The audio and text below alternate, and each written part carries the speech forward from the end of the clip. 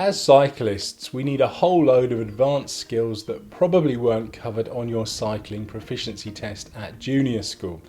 Negotiating traffic, navigation, and of course coming up with new and innovative hand gestures to signal our displeasure to inconsiderate drivers. No, actually, it's not big and it's not clever. Just forget that one. But no matter what sort of riding you do or where you do it, there are some very important basic skills that we all need. Without them, we're not really cyclists. Here then, in descending order of importance, are my own personal top 7 key cycling skills.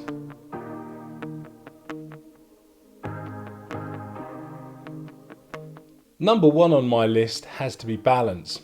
See what I mean about not being a cyclist? If you can't balance on a bike, well, that's pretty much game over right there. Cast your mind back to when you first learnt to ride a bike and you'll know how difficult it was. For me personally, I was 5 and I learned to ride in my back garden. Fast forward over 40 years and it's second nature. I honestly cannot say what I actually do to stay upright on 2 wheels. It just happens. But having said that, some people are much better at it than others. Track cyclists seem to have an uncanny ability to balance a completely stationary bike for what seems like minutes.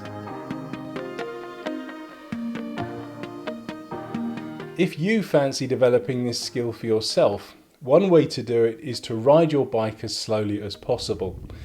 Eventually you will come to a stop, hopefully without falling over. Up to a point, I can see that having good balance is a very useful skill, but beyond that it starts to get a little vague.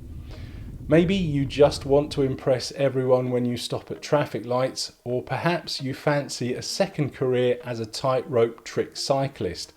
Either way, riding your bike super slowly will help. So having got yourself up on 2 wheels and moving, the next important skill is to be able to stop safely. If you've ever pulled really hard on the brakes, you'll know how difficult it was to steer the bike, and perhaps even had a heart-stopping moment when the whole thing locked up and started to skid. When it comes to braking, the trick is to use a gentle touch. Most modern brake levers are designed to be used with literally 1 finger, so when you do need to stop, try to use light pressure evenly across both brakes. The most likely times you'll need to slow yourself down will be when descending or coming into a corner. When descending, try to keep your weight back in the saddle and only use the brakes if you need to scrub off a little speed. Otherwise, just let gravity do its thing. When cornering though, most of your speed should be off before you get to the bend. Applying the brakes while you're actually turning will make your bike more upright and difficult to steer.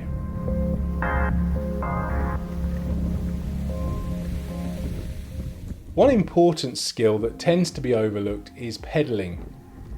As long as we can turn the pedals over, we kind of think that we're doing okay, but pedalling efficiently can save up to 30% of our energy. The reason that most cyclists use cleat to attach their feet to the pedals is so they're able to pull on the upstroke instead of just pushing on the downstroke. If the bike is set up correctly, this will enable the rider to pedal in complete circles using all of their leg muscles. A great way to develop good technique is one-legged pedalling. If you aren't confident enough to do this actually on the road, it works equally as well on a turbo trainer. Just imagine that you're scraping some mud off the bottom of your shoe.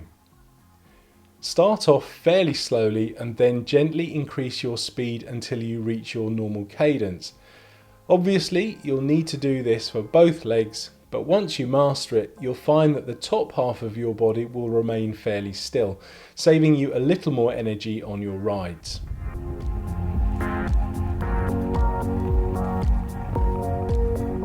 Next on my list is one-handed cycling. Now, there are many reasons why you would need to do this, but probably the main 2 are signalling to other road users and taking a drink from your bidon. Yes, this is very closely linked to your sense of balance, but there's also an element of confidence. Many new cyclists are worried that they will be unable to control their bike with only one hand on the handlebars. The way to overcome this is to do exactly that. Simply take one hand off the handlebars and ride. The trick here though is not to take your hand too far off the handlebars. You can begin to develop the confidence needed by literally just letting your spare hand hover a few millimeters above the bars. That way, if you need to, you can take control of the bike again immediately. As your confidence grows, you can move your hand further away from the bars, and very soon it will be second nature.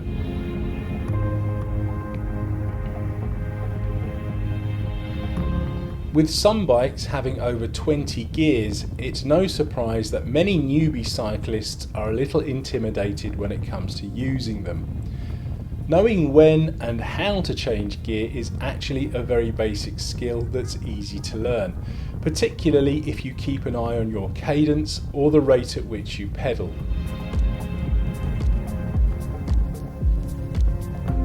Now, I've made another film that goes into this in much more detail, but for the moment let's just say that the gears allow you to pedal at a constant cadence. So for instance, if your natural pedaling rate is 90 revs per minute, you will want to maintain this cadence or something close to it, regardless of whether you're riding on the flat or going uphill. As you can feel your cadence begin to slow down due to a climb or speed up due to a descent, you'll need to change gears up or down to get it back to your home position. Ultimately, there's no right or wrong gear to use. It's a very personal choice.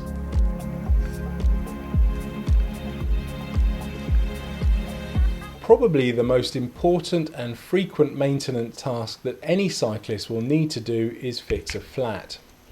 Punctures are as much a part of cycling as getting out of breath, and if you can't fix one by the side of the road, you could face a long walk home or an expensive taxi ride. The two main approaches are to replace the old inner tube with a new one or use a patch kit to repair it. Either way will work fine, but I personally prefer to replace the tube as it's quicker. Again, I've made a couple of other films explaining how to do each of these in more detail. I'll include the links at the end of this film. Knowing how to fix a flat is all fine and dandy, but if you don't know how to remove the wheel from the bike frame, you'll never be able to actually fix it. Fortunately, most modern bikes have quick release wheels, so all you have to do is release the brake caliper, undo the tension lever, unscrew the skewer until there's a sufficient gap, and then, if you're removing the rear wheel, pull the rear derailleur back a little and simply remove it from the frame. Front wheels have a small lug to prevent the wheel falling out accidentally, so they may need a few extra turns on the skewer before you can actually remove it. Improving on these 7 basic skills will give you the foundation of being an experienced cyclist and hopefully many years of successfully enjoying your bike. But if there's an aspect of cycling that you'd like to know more about that I'm not covering, please let me know in the comments below and I will try to make a film about it. Otherwise, please like and share, and if you'd like to get the most out of your cycling, please consider subscribing for my regular weekly uploads. Thanks for watching.